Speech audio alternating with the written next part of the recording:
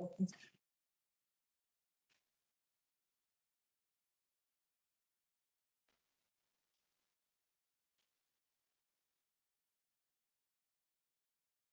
welcome to the council briefing for Monday, the 15th of July.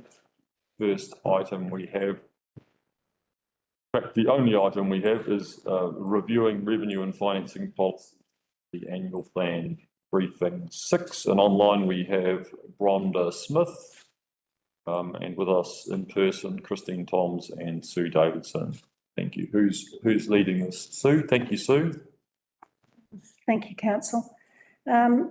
So this morning we had a meeting in public excluded, talking about the risk of making this decision prior to during the last election period, and because of the timing of the decision, the fact of it being quite a definitive differentials rather than broad principles.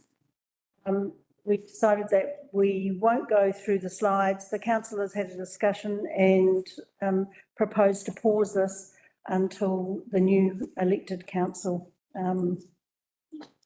becomes into being. So that's how I'll introduce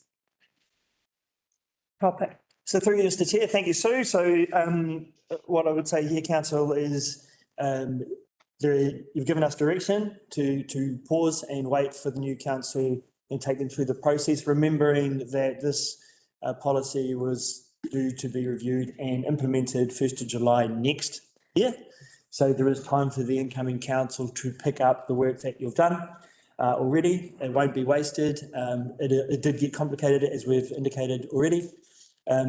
But we will need a formal decision out of council, and that's likely when we will report possibly to the July council meeting to get a formal decision on this, to reinforce formally the direction that you've provided to us today, where we pause this and wait for the incoming council. Mr. Chair. What would you like from council? Do you want a reiterated direction, or are you? No, I don't think we need that. I mean, you've been quite clear. You've given us direction to pause, so we're publicly advising of that now. But we will need that formal decision to be made at the end of this month, most likely, as well. Okay, so we're likely to see a paper come to council in July to make a decision about this, and that will be a recommendation to defer this process until after the local body elections in October, if the new council decides it wants to continue to pursue this. It's entirely up to them. You have a question, Councillor Naya? Yeah, I'm just, I mean, I've been very vocal about transparency. I'm not worried about being, you have a question of, yes. What is your question? The question is related to transparency. So we had a good discussion, why we are doing or not doing, why we are, after spending so many months on it, money and waste, why are not we telling people what we are doing in public excluded, in terms of, we had a good discussion. That's the summary of it. It doesn't tell much to the people who are listening. Can you give more elaboration on it, please? That's the question I have.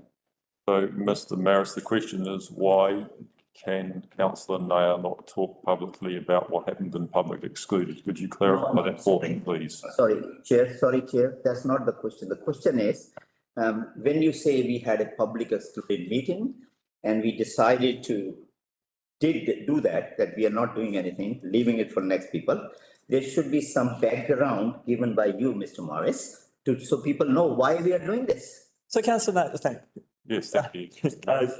Councillor Naya. So, we had a legal opinion in the public excluded agenda, and there was a discussion around that. It did broad into other topics as well. The issue that we talked about was around timing was one key point, coming close to the election and making a significantly key decision on the community.